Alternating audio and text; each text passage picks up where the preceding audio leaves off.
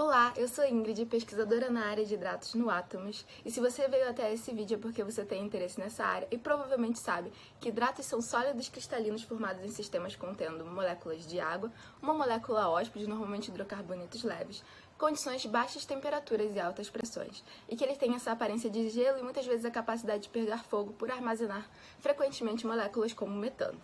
Bom, eles são um grande problema para a garantia de escoamento, já que a sua formação causa bloqueios na produção de óleo e gás,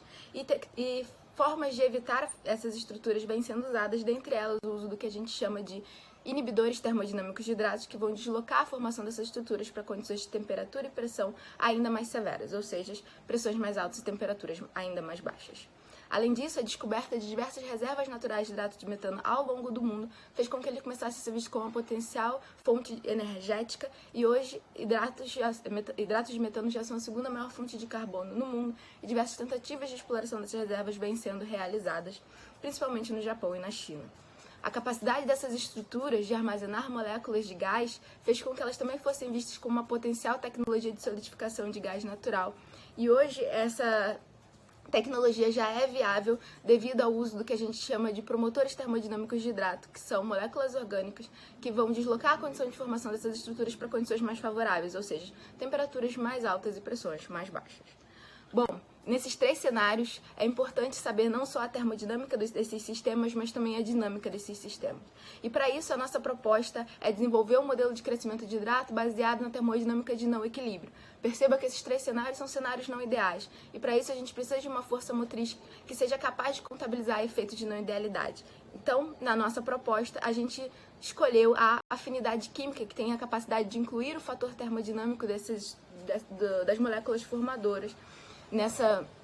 taxa de crescimento, e que vai descrever a distância que aquela reação está acontecendo em relação ao seu equilíbrio. Perceba que a nossa taxa de crescimento ela está relacionada a uma diferença logarítmica entre as atividades do metano e da água, que são os compostos formadores de hidrato, na condição do book do sistema em relação à condição do equilíbrio. Além dessa diferença logarítmica, que é propriamente a nossa força motriz nesse modelo proposto, a gente tem outras propriedades interessantes, como o número de Dunn-Kohler, que vai descrever a relação entre a taxa de reação e a taxa de difusão desse sistema, já que essas moléculas hóspedes, como metano, são pouco solúveis em água, e que vai caracterizar se o sistema está em suas condições limite, ou seja, reação limitante ou difusão limitante. Isso acontece para cada um dos componentes formadores, avaliando o número de Dunn-Kohler. Se a gente relacionar esses componentes e avaliar o sistema como um todo, a gente pode propor aqui o uso de um fator de acoplamento, que a gente chamou de DR, que vai relacionar o número de Dunn-Kohler tanto da água quanto do metano, e vai determinar se a reação está numa condição de reação limitada pela difusão, ou se o crescimento está numa condição limitada pela difusão ou limitado pela reação. Bom, os nossos resultados iniciais nesse sistema foi estudando um sistema de metano em água, na qual obtiveram dados experimentais da literatura, onde eles avaliam a variação do número de mols de metano na fase vapor ao longo do tempo. E a gente tentou reproduzir esses dados experimentais a partir das informações que tinham no artigo de Engels et al. De 1987. Bom, o primeiro sistema avaliado foi 276 Kelvin 70.9 bar, no qual uma taxa de reação que deu um DR de 0,94 foi a que melhor ajustou os dados. Observamos como o efeito de acoplamento entre a difusão e reação aconteceu ao reduzir a pressão do sistema. Então, estudamos também o sistema a 63.1 bar e percebemos que o sistema se tornou mais limitado pela difusão com a redução da pressão. Estudamos um sistema com a redução da temperatura e percebemos que o DR foi para 0,59, um pouco mais limitado pela difusão, pela reação que o segundo, mas mais limitado pela difusão que o primeiro.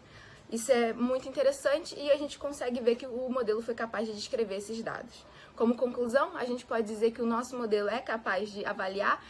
sistemas de crescimento de hidrato, e que existe sim um efeito de acoplamento entre reação e difusão nesses sistemas, que está relacionado à temperatura e à pressão. Quanto maior a pressão e maior a temperatura, mais limitado pela reação ao sistema, quanto menor a pressão e menor a temperatura, mais limitado pela difusão ao sistema. Agradeço muito a atenção de vocês, espero que tenham gostado. Mais informações nos livretos e no nosso workshop. Tchau, tchau!